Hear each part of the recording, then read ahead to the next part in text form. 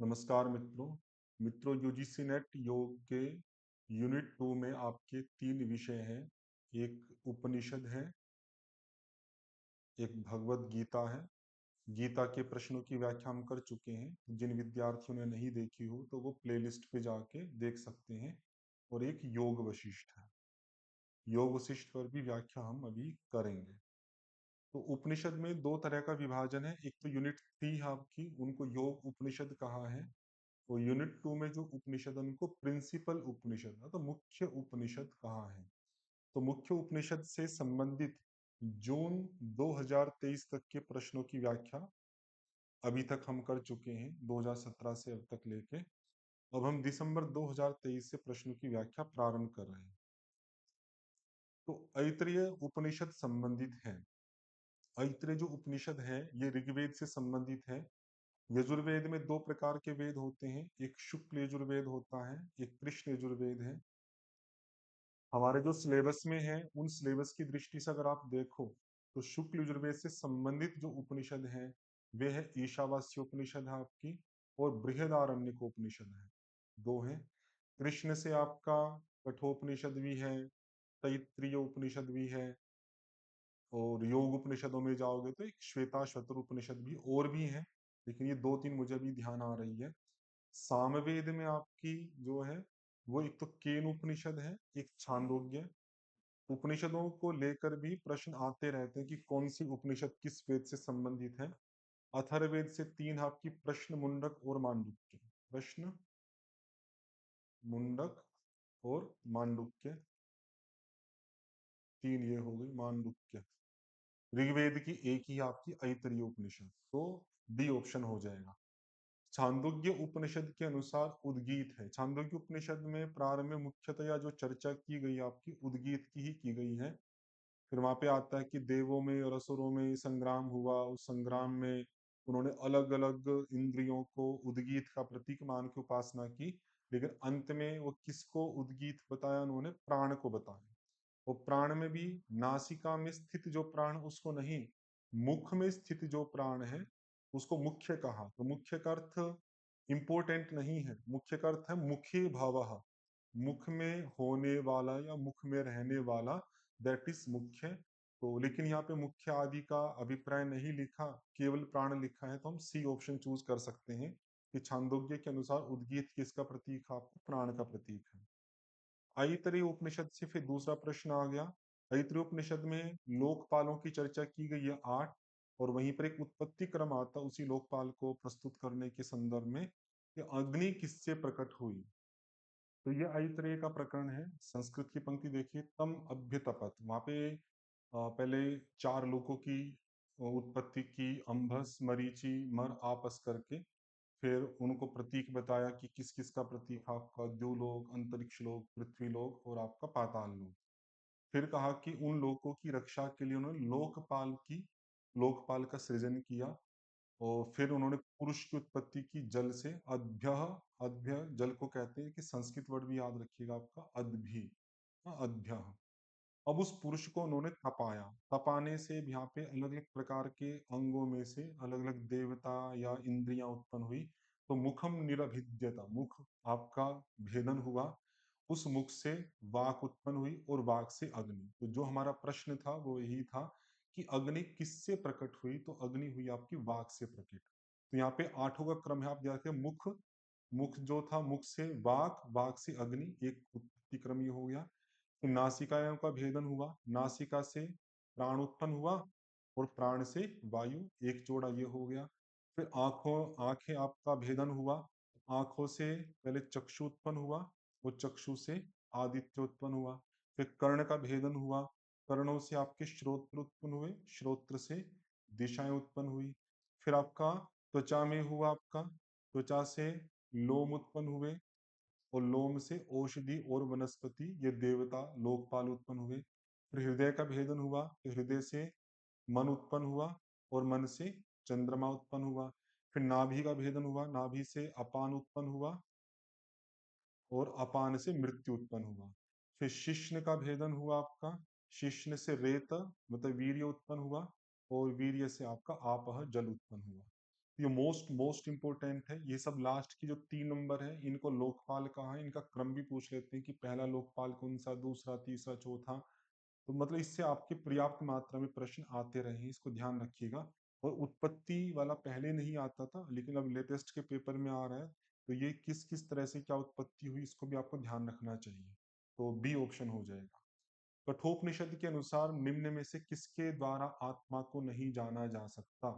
तो आत्मा को नहीं जाना जा सकता, इसकी चर्चा 2 उपनिषदों में है। कठोपनिषद में भी आता है और मुंडकोपनिषद में भी आता है। कठोपनिषद में तो इतना ही आता है, नायम आत्मा प्रवचनेन लभ्य न मेधया न बहुना श्रुतेन। तो न प्रवचनेन लभ्य ये है, और न मेधया न बहुना श्रुतेन। तो यहाँ पे एज इट इज वर्ड तो नहीं डाल रखे हैं, लेकिन यज्ञ वाला है, ये वहां पे नहीं दिया है।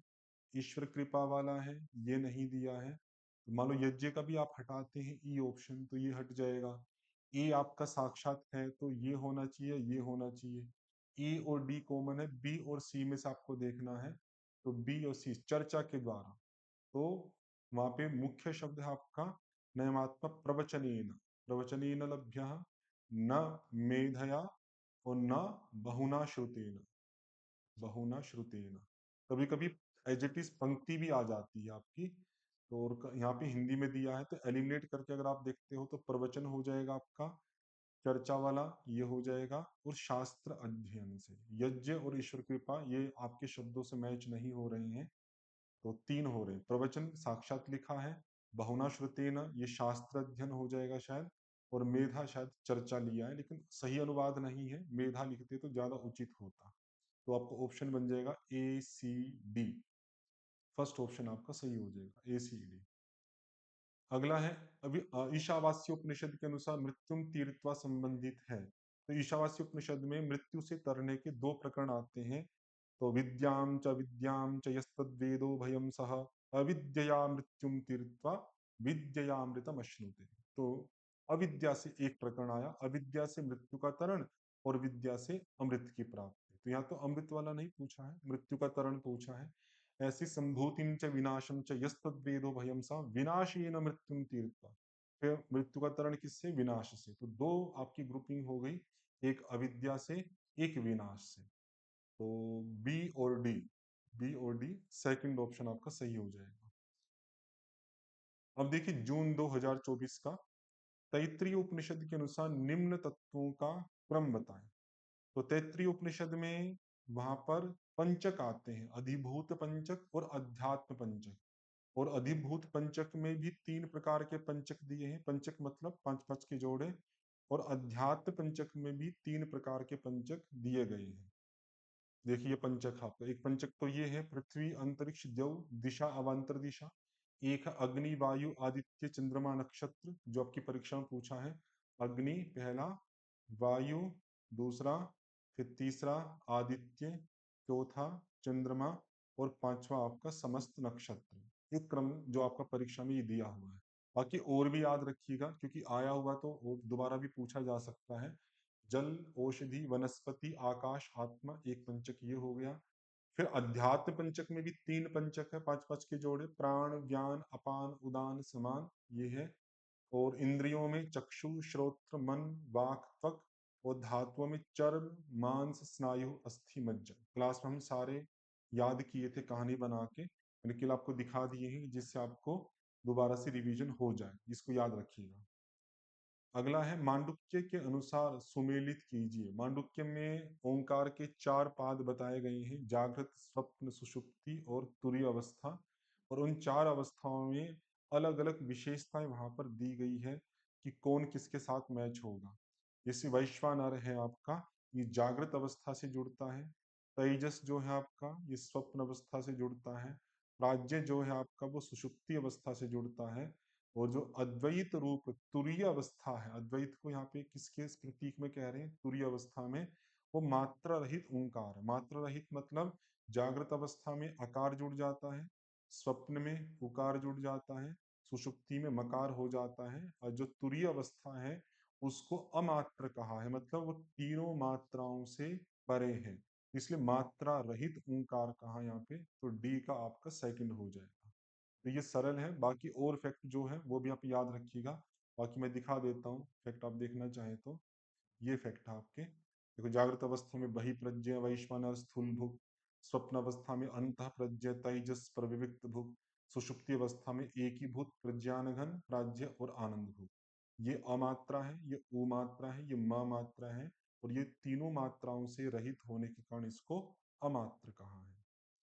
अगला है छांदोग्य उपनिषद किस वेद से संबंधित है। पिछले पेपर में ऐतरेय उपनिषद पूछी थी, वो ऋग्वेद से थी। वहीं पर मैंने अलग अलग वेदों से संबंधित उपनिषद बताई थी, तो आपको ध्यान होगा तो छांदोग्य उपनिषद भी मैंने बताई थी। केन और छांदोग्य ये दोनों सामवेद से संबंधित है। ऋग्वेद से आपकी ऐतरेय उपनिषद है, कृष्ण यजुर्वेद से प्रश्न है आपकी, सॉरी प्रश्न कह रहा हूँ, कठ है, और तैत्तिरीय, और लेना चाहो तो मैत्रायणी भी है, महानारायण भी है, श्वेताश्वतर भी है। उसके अलावा योग उपनिषदों में भी बहुत सारी है जो मुझे ध्यान नहीं है। अथर्ववेद में है प्रश्न मुंडक मांडुक्य, प्रश्न मुंडक और मांडुक्य, अभी मैंने आपको इस दोबारा बता दिया। फिर मेलन करने के लिए कहा, किसका किसके साथ मेलन है।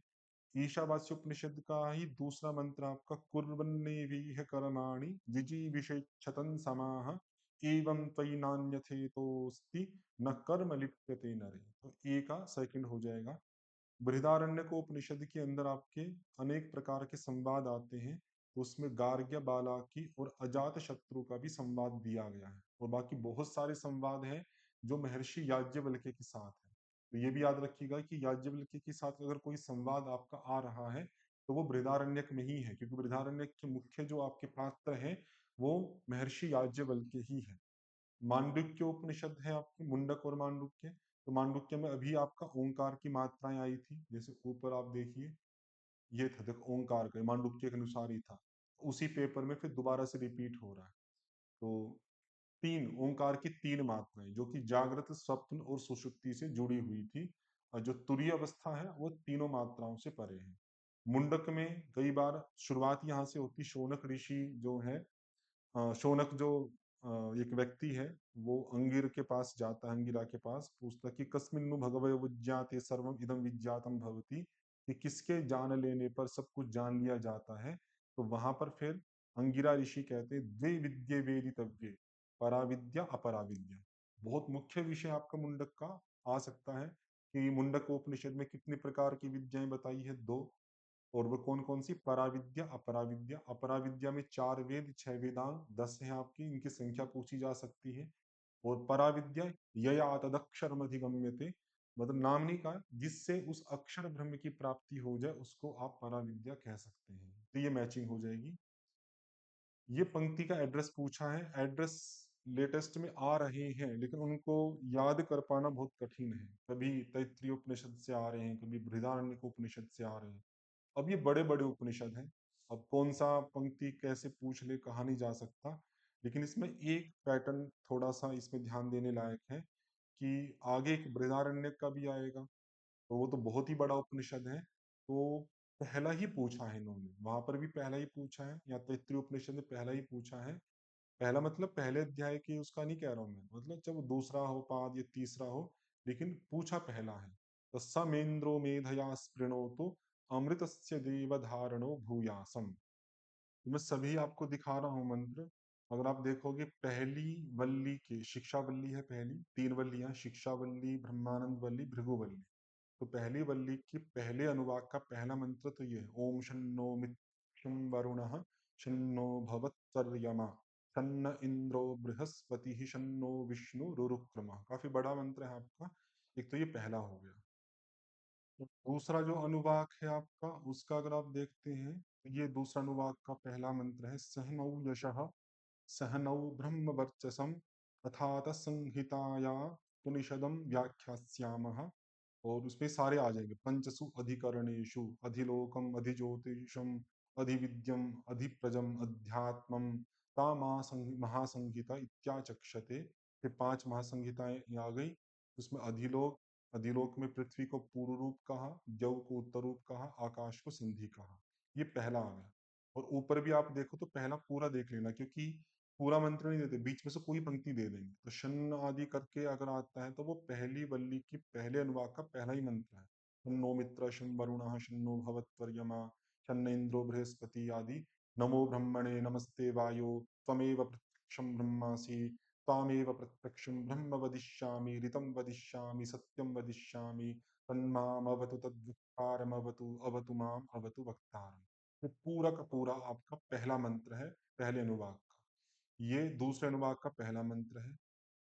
फिर आपका तीसरा अनुवाक आता है ये, जहाँ पर आपका ये प्रश्न पूछा गया है, यश्छन्दसां ऋषभो विश्वरूपः छन्दोभ्यो अध्यमृतात् सम्बभूव समिन्द्रो मेधया स्पृणोतु अमृतस्य देवधारणो भूयासं शरीरं मे विचर्षणं जिह्वा मे मधुमत्तमा कर्णाभ्यां भूरिविश्रुवं ब्रह्मणः कोशोऽसि मेधया पिहितः श्रुतं मे गोपाय आवहन्ति वितन्वाना।